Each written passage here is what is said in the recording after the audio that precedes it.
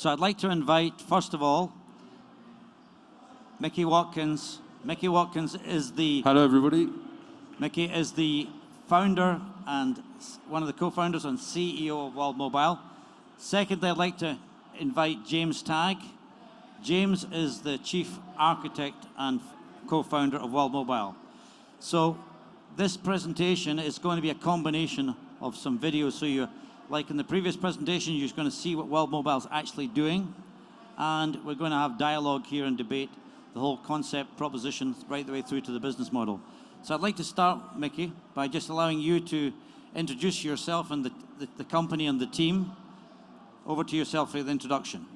Thank you very much, Angus. My name is Micky Watkins. I'm the CEO and the founder of World Mobile. World Mobile has been in life for the last 5 years, but what feels like for the last 20 years. I've been in telecoms for the last 18 years, and that's a lot of years combined. Now I'll pass you over to James.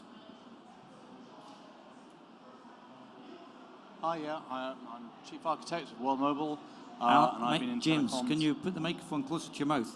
The volume's fine. Oh, okay. That's better. Now we could hear Really you. close. Hello, everybody. Yeah, so I'm James Tagg. I'm Chief Architect for World Mobile, and I've been building mobile networks for probably 30 years plus. So that's what I do for my day job. Okay, that's great. So nice to meet the gentleman. So let's talk about World Mobile. What's your vision and what's your mission, Micky? And what is different about what World Mobile is doing in the world?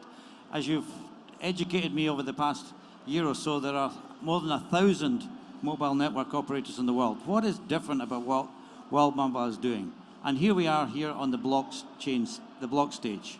So we'll start with the problem. So imagine a world where you all have a telephone in your hands, where you can access anything, where you can bank, where you can call your family, where you can send photos, where you can get insurance, where you can get information, where you can control your home light systems. Unfortunately, that world does not exist for nearly 3.5 billion people because half the world is unconnected. We don't think that's right. We believe that everybody has the right to access the internet, that everybody should have the right to be able to access information and take the opportunities of the internet into their own hands. And how are we doing that? So I'll pass you over to James to talk about that. Okay, so basically, you have this problem with the world at the moment, which, as Micky says, something like half the world is not connected.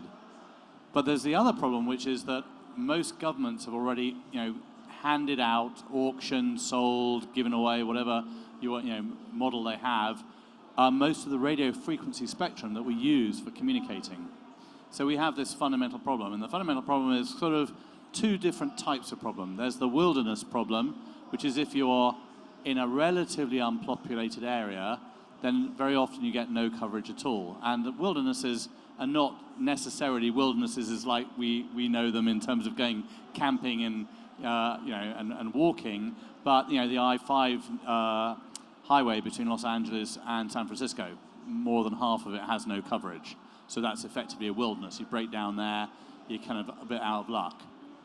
The other thing is the sort of the urban problem, which is, in the company I call it the Swiss cheese problem, which is you have notionally ubiquitous coverage for mobile in all our towns and urban environments, and yet I have no coverage in my office, I have no coverage on my drive, and halfway down the road. So every conversation I have with Micky, conference call, I lose half of it, because as soon as I get in my car to try and get to the office to do some real work, I lose the conference call. So you have this big problem.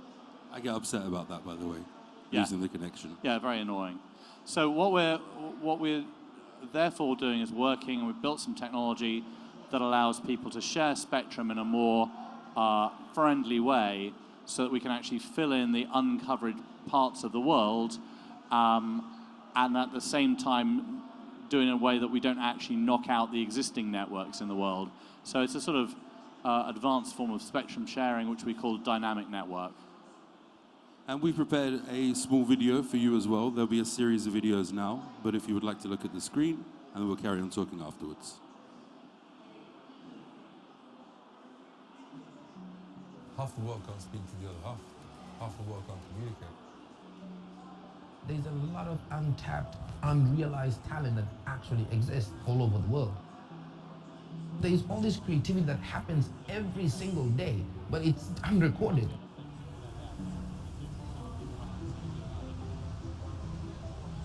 You can learn a good thing from the internet. I learned a language. I never go to school to learn it. I start on the internet. Now I can speak French, German, and little Polish, you know. Connection brings people together. It makes my life better, you know. We believe that every single human on this planet has the right to access the internet to contribute to the world at large. We're saying we're going to go after the unconnected, and it is actually feasible.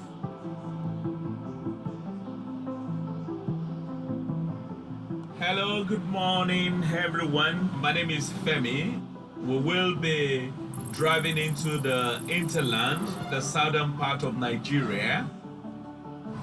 Our focus and intention is to go to about 5 rural villages to find out about their use of mobile internet and the significance and importance of mobile internet to these locations.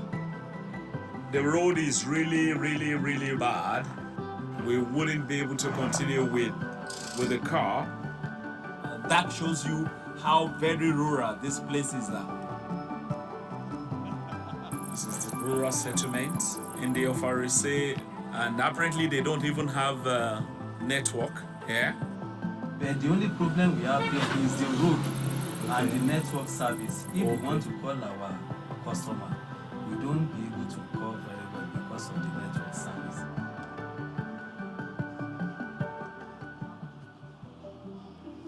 We're taking existing components off the shelf and we're creating a mobile network from it. So we're in a wonderful position where although we are starting now, the last mile is actually here and is within sight. We're doing things that other people won't do because they're locked into existing ways of doing things. So we're taking an innovative approach to build a new network, and the guys that we're working with have some extremely leading edge technologies that are going to make it much better to deliver telecoms from above rather than, you know, the standard base station to base station to base station solution. A network built by the people, for the people. We're bringing tether balloons, house-free platforms, wireless mesh, a new dynamic mobile network, and we're bringing them all together into this new way of doing things. Nobody's done it before. What does it mean for the people on the ground? What does it mean for the unconnected? It means everything. It's a brand new world. It's a world of opportunities. It's a world where the digital divide is bridged. It's a world of identity. It's a world where we can all be equal.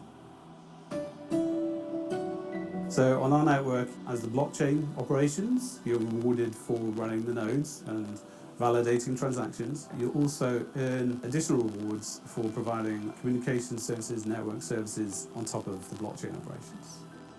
Key to the growth of world mobile is the sharing economy. That's the magic. That's the recipe.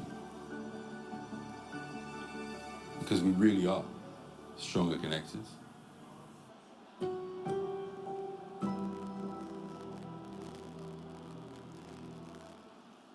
Okay, so we've seen the concept, we've seen the network, we've seen the technology. Let's move on then to talking about privacy, the data, from that perspective. We've talked about spectrum, we've talked about that side of things. Would you like to answer the question, what you're doing on privacy, James? Well, we're a mobile network, so we simply have to keep your data private in the normal way. So store it on encrypted servers, don't sell it, don't give it away, don't leak it, you know, just all the normal stuff. All the normal stuff. There's nothing weird about that area of our business. We have some funky technology on the antennas and on the, you know, the fact that we're actually even using blockchain at all, but all the information that's on the blockchain is depersonalized information about, you know, usage, but doesn't contain personal data. That's all in a standard telco, you know, secure database. Yep. So then, expanding on the blockchain play here, because it is a fairly, I think World Mobile, nobody else is really going to the extent you're going to leverage blockchain to enable this business model, to enable this technology platform to deliver these services or the shared economy. Micky, would you like to expand a little bit more on specifically what you're doing around blockchain, what the benefit is here Sure. for customers or countries? Sure. So the internet alone is very incredible. But the internet without digital identity, for those without an identity, is not as useful as it is for us. So in order to be able to leverage and grab opportunities into your own hands, to be able to take insurance and to be able to be financially included, you need to be able to identify yourself. So if you can't identify yourself, how can you really use the internet beyond YouTube and beyond the things that you wouldn't be able to apply for otherwise? That's the first reason. So that's built into our stack. The second reason, this problem of half the world being unconnected is not a problem that only we recognize. It's a problem that 1,000 mobile network operators in the world recognize. It's a problem that Facebook, Google, Microsoft, and other big tech companies recognize. And we believe that one of the problems is not only a legacy infrastructure, but is also a legacy business model. So a sharing economy, in order for a new economic model to exist that incentivizes people putting down infrastructure, requires those people to get paid. So you buy a node, you operate a node, you want a reward for that node. Now the good news is, the telecom industry is $2.8 trillion with just data and voice across half the world that's connected. So we believe that if we work together, we're unstoppable. And what do I mean by working together? Somebody who purchases a node, and we have 3 types of nodes. We have air nodes, we have earth nodes, we have ether nodes. They need to be rewarded, but they shouldn't be rewarded from one centralized body who chooses who to pay and when to pay and delays a payment, because then that delays the growth of a mobile network. So by having smart contracts in place, by having a node operator get fairly rewarded as someone passes and roams or uses their nodes is very important. So we've created a system that allows people to get rewarded in this way. Beyond that, you've also got the bureaucracy of telecommunications. James is in the industry, I'm in the industry. It's a ball ache, it's very difficult. And a lot of it can be changed by smart contracts, by allowing many of those simple roaming agreements, many of those simple billing items, many of those simple supply chain things that you need to be able to understand and normally have a team of 20, 30, 40, 50, hundreds of people if you want to grow to a 100 million person network or a billion person network. You can rid those by putting those on the blockchain. So this really is a real reason to have blockchain.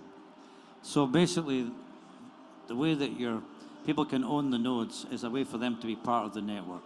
Correct. And in terms of the technology aspect of that and the business model, how does that, James, how does that help make the rollout costs cheaper? How do you actually pass that benefit on? Well, we have 2 tricks going on really in our network. So one trick to solve the wilderness problem and one trick to solve the Swiss cheese sort of urban problem. So on the wilderness side, we use very long-range antennas, and the coolest example of that is when we put them on aerostats. So we put very long-range antennas on aerostats that have ranges above 55 kilometers, and so with just a single cell, we can cover the sort of area of that you'd need with 12 regular cells. So maybe actually it's more than 12, it's probably like 50. So we have a way of getting the coverage out there. And then for the more sort of urban environment, then we provide smaller cells that are installed by the community. So you or I can put a cell on our office or our roof or some property that a friend owns and provide coverage, bond it into the network so it becomes part of a properly secured mobile network, but it hasn't involved all of the truck rolls and lease agreements and sort of things that a big telco does. So that saves a lot on the operating expense and just the general kind of tedious expense of going through leases and so on that regular telcos have. So this is an attempt, an actual fact of building a network at a much lower cost than existing networks do. And if you build a lower cost, you can cover people you can cover places you couldn't afford to cover otherwise. And part of the connecting the unconnected problem is just, when the population density drops below a certain point, most mobile networks just give up and just don't try and cover them. Yes, because it's not profitable. So we've invented a model that is much cheaper to roll out a mobile network at around 12 times cheaper than any other mobile network on the planet. And these companies that I talked about before, the Facebooks, the Google, the Microsofts, we work with some of them, but the 1,000 mobile network operators, we also work with some of them. But they're kind of stuck in a box because of a legacy infrastructure, because of all the problems that they're facing. They just cannot connect the rest of the world. So by having this shared economy, it's very special. Well, we're going after a slightly different, most mobile operators are prioritizing increasing the density of coverage in cities. That's Correct. the big problem, right? More cat videos, more Facebook roaming, and so on, right? It doesn't necessarily help the whole broad community, but it is the thing that they focus all their efforts and investment on. Not all, but almost all the investments now. 99%. So we've got a sharing economy. We've got a business model where people can own the network by owning nodes in the network. Those running costs of those rolling out costs are a lot less. And this is not just applicable in Africa, correct? So you're looking at this is applicable globally, because at the end of the day, you guys are actually World Mobile, right? Yeah, it's called World Mobile. And you look at America, so you'd assume that America is well covered, but 30% of the landmass of America is uncovered, and about 10% of the population has no cellular or high-speed broadband. So actually, even in America, you have a great deal of lack of coverage. We've actually got some videos later on that will show you areas that you would be very surprised don't have coverage, with not the emerging markets, but people from a middle class that have financial stability. They don't have any internet. So you're obviously a company that's partnered with Cardano or IO. Would you like to just talk about that and what's the involvement there? What's the direction in the future? Sure. First of all, I see someone wearing a Cardano t-shirt in the background. Big respect. So we're partnered with Input Output. They are equity stakeholders in World Mobile. Cardano is a protocol, so we're not partnered, but we do work with the Cardano Foundation, as well as other blockchains as well. Why do we work with Input Output? I met Charles Hoskinson and the Input Output team around 4 years ago. I understood they wanted to bank the unbanked. It's a very common word in crypto. But how do you bank the unbanked if the unbanked are majority unconnected? It doesn't make so much sense. So first of all, to bank the unbanked, you need to connect the unconnected. They've got a driving force. They're pushing very hard for the emerging markets, the bottom tier. And we want to support that. We want to grow that and turn the bottom tier actually into the first tier. So how do your philosophies align? The Africa philosophy is very, very unique. Not many people are focused on that. Around less than 2% of the world's investment goes into the continent, yet the continent has 1.3 billion people that we know of. It could be upwards of 1.6 billion people, of which 900 million people don't have internet. Yet 600 million people do have mobile money wallets. So it's a massive opportunity. It's unlocking the biggest gig economy on the planet. And it's very exciting. And they're a driving force behind that. We're a driving force behind that. Not many people are actually caring to change the world in this kind of way, because they're not looking beyond 1 or 2 years or a few NFTs. Whereas Input Output, it's a peer-reviewed blockchain. Yes, it's had its delays for good reasons. Yes, there's a lot of FUD as well out there. But actually, I don't see many as serious as Input Output about developing this. They're putting tens and tens of millions of dollars behind this. They're growing every single day. Their organization is great. And it just makes total sense for us. Okay. So we talked about the sharing economy. Are you going to share any examples or use cases at this point? I think we have so. a video, another one. Yep. So I think you're going to show some examples of how people this can really transform businesses and lives. I think this is the Spice Farm in Zanzibar, if I'm correct. So this is a very middle-class lady. I'm Alice, and we are in Jozani Forest. From here where we are, we don't have any mobile connection at all. We'll have to probably walk down the road and also raise your hands up and wave around to get network. And it's also a very interesting place because we have Jozani Forest, we have spice, we have a turtle sanctuary, we have butterfly center, all in one area. It could be a big touristic center, and then there is no connection. Internet connection is very important for our whole business and our whole purpose. We are trying to build a project that's going to involve spices and a spice farm tour. Another side project would be like education, free education for the villagers in English and computer sciences and about the spices that we are growing, so we could develop people who would run the spice farm right here. Everything into them, even a mere thing as planting a plant, it's with passion and with, there's like a ritual or a song that would sing to the plant. It's beautiful when you see them at work. Mimi natumai skuli ikifunguliwa, mimi nitakuwa mstari wa mbele kwa sababu lengo langu naona tutakuwa na mwelekeo wa kukamilika kwa sababu mimi nilikuwa napenda kusoma. Najifunza lugha ili niwe tour guide. Nataka niwe hapa hapa kwetu Zanzibar. The future should be like training locals, later employing the locals. Everything, I want everything, the planting, the touristic center, the school center, it should all be involving the local people. Okay, there you go, Micky. That's one of your use cases. Any other examples you want to, before we wrap up on the use cases? I mean, this really does look like it's transforming people's lives through connectivity, through the sharing economy, etc. Any other examples that are really relevant for you? We're trialing and testing and have been for the last couple of years across 3 different continents. There are many use examples. I think we have another video coming up in a second. And in fact, is this the Wales video that we're doing now? So this is an example. We're working with low Earth orbit satellite providers. We're working with anyone that can provide us additional backhaul to the backhaul that we've got. If we're in the middle of the desert or in the middle of the jungle and we need internet, we're able to use something like this. And every single day is going to be different. You can plan as much as you like, but you just never know because we live very much by the tide and the weather. We all love living here and having the sea next to us.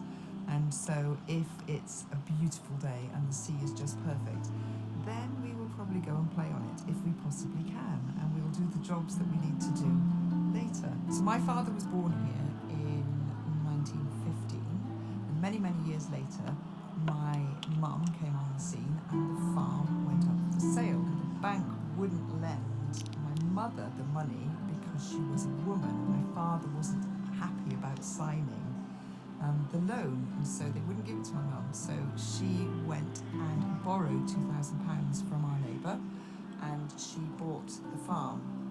And then in the war time, they had some evacuee boys here, and afterwards they came back with their family to show them where they'd been evacuated to. And the family said, "Can we put some tents up?" And my parents said yes, and that was the beginning of the caravans and the camping here.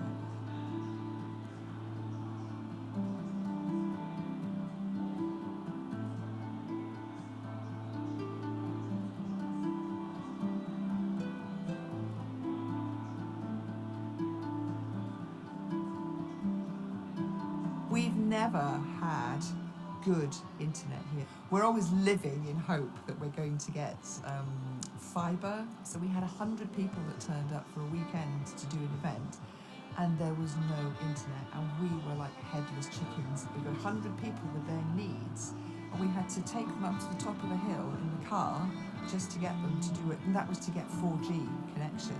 We rely on the internet, so if it's really bad, there's 10 of us here who are trying to work in various businesses, all that need internet connection.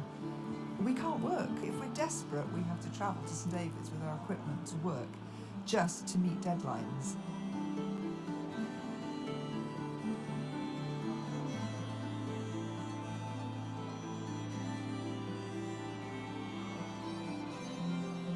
When you live like we do on a peninsula, and you can feel maybe isolated sometimes, having that connection with the internet, it just makes us feel like we are part of the world.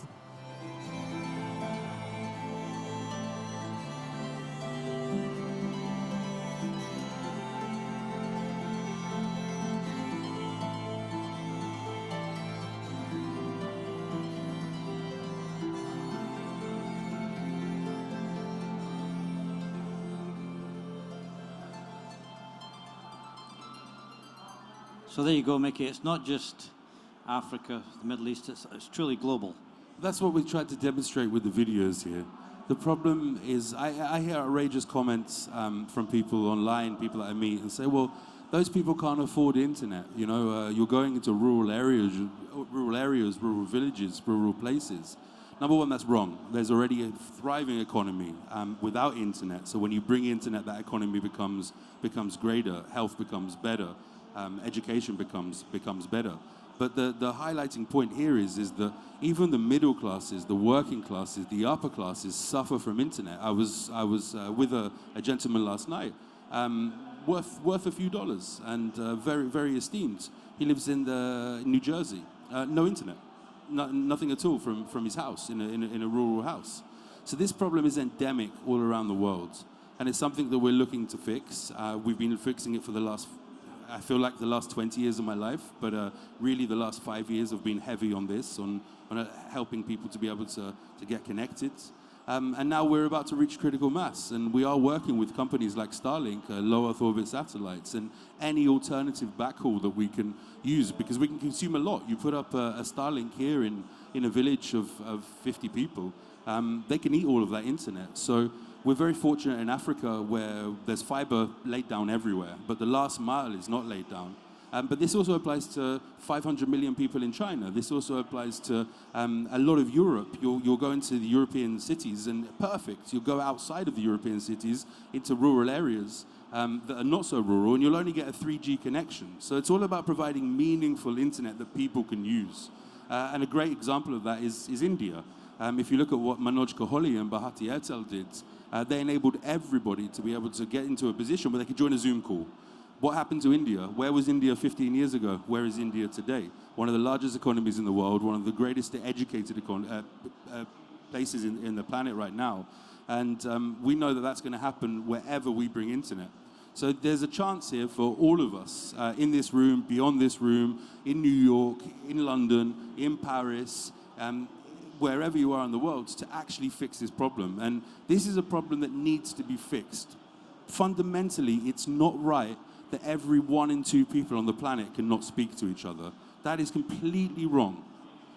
We need to bring a new business model, we need to bring new infrastructure, and that's what we're doing. Thank you very much. Thank you very much, Micky. Thank you. And James, thank you. We have time for a few questions. I mean, I think you've said something really profound there, which is everybody can be part of this, because having nodes, that's a fairly unique model in the world. Nobody else is doing that at the moment. It's not just a shameless plug, right? People have to be a part of this. If you want to connect 3 billion people, the largest telecom operator in the world has around 450 million, 500 million people. And that's through different partnerships and different collaborations. What we're saying is we can partner, we can collaborate, not just with existing mobile network operators, not just with the Microsofts and the Googles, we're already there. But actually, as people, we can collaborate, we can earn part of this multi-trillion-dollar industry and grow it. And when I say multi-trillion-dollar industry, you're talking about voice and data. The value-added services on top of that make this industry into $20 trillion, $15 trillion. And it's growing fast. And for the first time ever, we have a chance. And you've seen helium, right? And you've seen pollen, and you've seen other companies come out into the space. But they quite haven't got the model right. What they've done is they've put a bit part of a network, either a private 5G network, a small CBRS network, an IoT network. You need a full cellular network. You need something that performs, that provides meaningful internet to the people. And for the first time ever, the technology is right, the convergence of mindset is right. As people, together, we're unstoppable. And we owe it to the world to be able to provide connectivity to everybody. And that's something that we're fighting for every single day. And yes, it can be very lucrative for everybody involved. But yes, it's a right. People have the right to connect to the internet, and it should be acknowledged by everyone. That's awesome. That's awesome, Micky. So tell me, any closing comment? We've got a chance for a few questions from the audience before we hand on to the next presentation. So any questions from the audience? Anybody got any questions for James or Micky? I think we might have one at the back there. Or should I just wrap? I think. I'm quite good at rapping. Yes, so please wrap up. I'm not.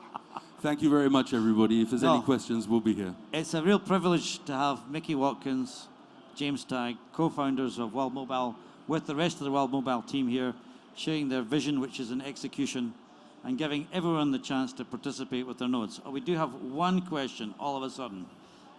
So let's take this. What's your next growth plan when it comes to the impact of building the technology? Where are you going next? What's your next growth plan in terms of the technology, and where are you going next? Okay, so we are currently in Kenya, in Tanzania, moving into Mozambique, into Nigeria, in the USA. We're about to launch our first network in Wyoming, and we're in the UK as well. But the growth plan is to get the sharing economy adopted. We already reached the first stage around a year and a half ago. The second stage starts now with Operation Air Nodes, and the third stage will be widespread deployment of infrastructure and making this economic model work for everyone across the whole world. So what's your barrier? What's your major economic barrier? So this is interesting. It's probably a question for James about spectrum. So every country in the world pretty much has a different frequency band plan.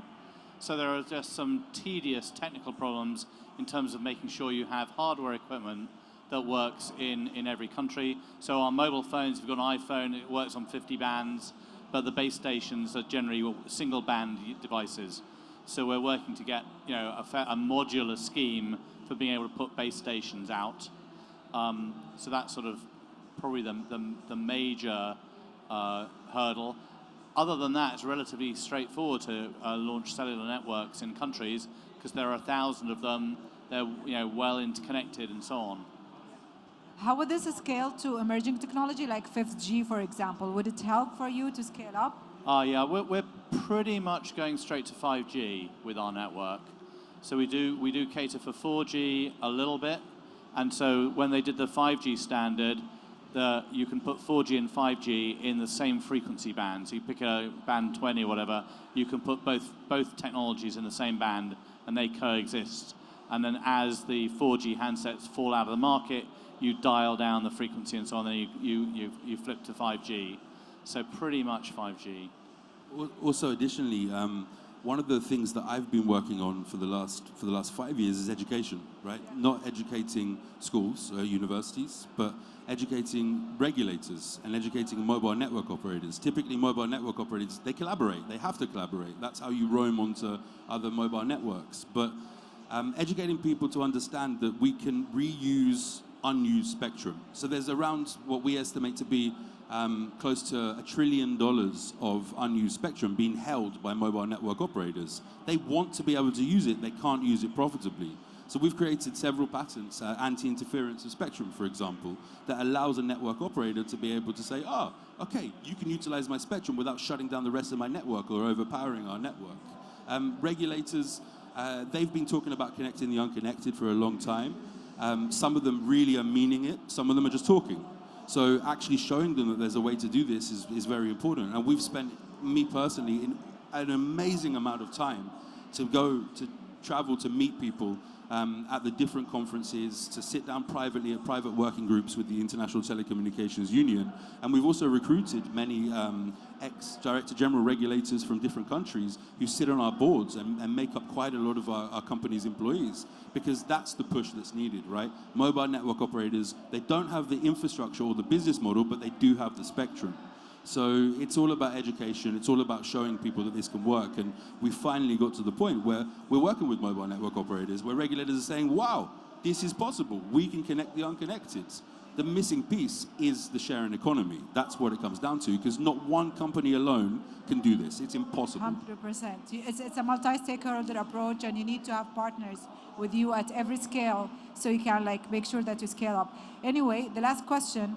How many of your R&D members are actually technical teams, technically and building the communication technology? And also, where are they based? Okay, so we're pretty decentralized. Fits quite well with being a blockchain company. We have around 25 people in Barcelona, and then we have around 10 other technicians, developers, engineers that are set around the world. James, for example, lives in San Diego and has Will, and we have some people in Canada, and we have some people also in Africa working with us. We have around 30 actual engineers that are deploying the network and supporting the node, and in total, World Mobile is at the moment 100 people, but we expect that to rapidly rise. And Micky, I know there's probably another question here, but also, if you could just, the audience probably don't know the significance of the UAE and Dubai in what you're doing in World Mobile. So the UAE has been unequivocally accommodating to everything that we're doing, beyond my expectations, in all honesty. So we've moved a part of World Mobile over to the UAE, and we hope to be able to support here as well. The UAE's communication network is fantastic, but it could be better. There's areas on some of the islands that don't have connectivity, and we'll be working on a plan soon. It hasn't been cemented, but it's been proposed, where we will come here and we will launch our Aerostats in the UAE as well. I have a question regarding the countries that you are operating in right now, and the countries that you mentioned you will want to expand. They have a common challenge, which is basically about the security and corruption. So since you are focusing in this region, which is very promising market and with a lots of opportunity, how are you going to deal with this situation? I know many companies, especially in blockchain, they go in there, they try to implement something. It's very challenging, very insecure sometimes, and they face a lot of issues related to the regulation, corruption, etc. So how we could manage that and see like you are happy with this? Sure. So James mentioned earlier on cats. Cats make people... I think, just to add to this, I think also how does it factor in your profitability model? Because it's also it's a political risk, and for you to be paid on all of these countries in the middle of political, unrest, specifically in COVID, where most governments in Africa stopped paying big telecoms. I mean, did it affect you? Did it impact you? Okay, so security first and then profitability afterwards. So, good question though. So, security, cat videos. Everybody likes cat videos. Babies. Nearly everybody likes babies. Regulators. Regulators love companies that connect the unconnected because they're mandated to do so. That's their job, is to make sure that their countries and their populations are connected. So number one, we win on the fact that we're coming in. We're not stepping on the toes of existing mobile network operators, going into areas where they already are and competing and bringing a bigger marketing budget and fighting them for their customers. We're going where they cannot go. So that's the first thing. So in terms of actually coming in, it's very important to have a proper strategy on how you're going to come in. And we can go further than anybody else can go. Our radio technology, thanks to James and our team, is one of a kind.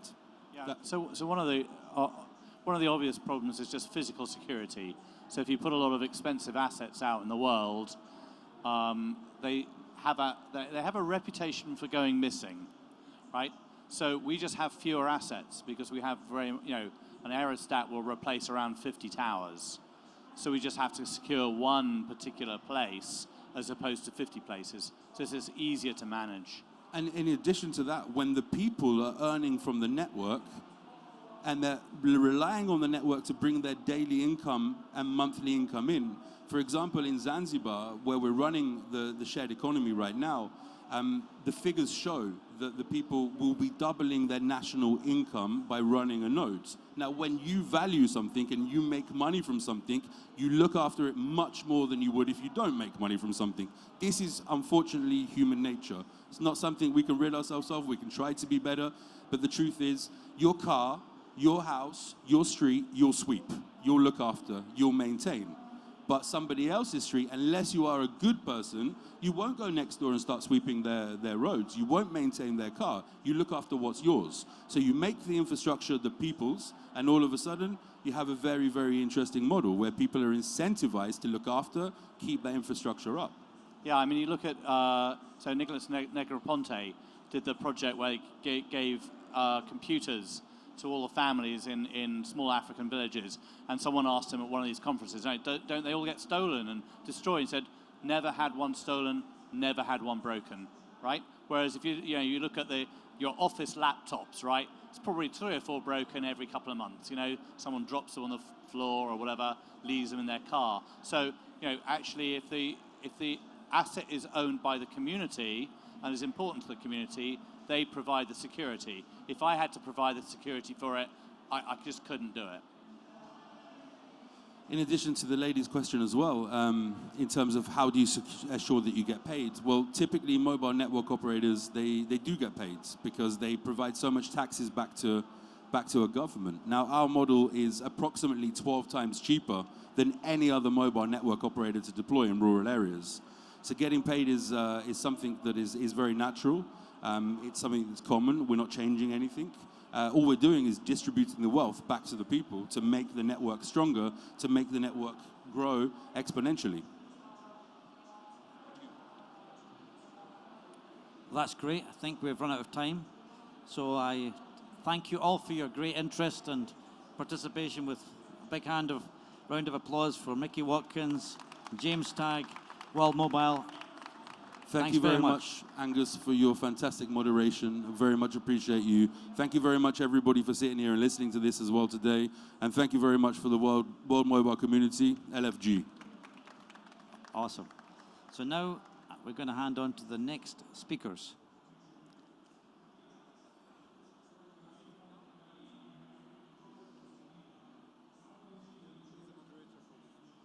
Awesome. Thank you. Thank you. Okay, Saeed. Yes.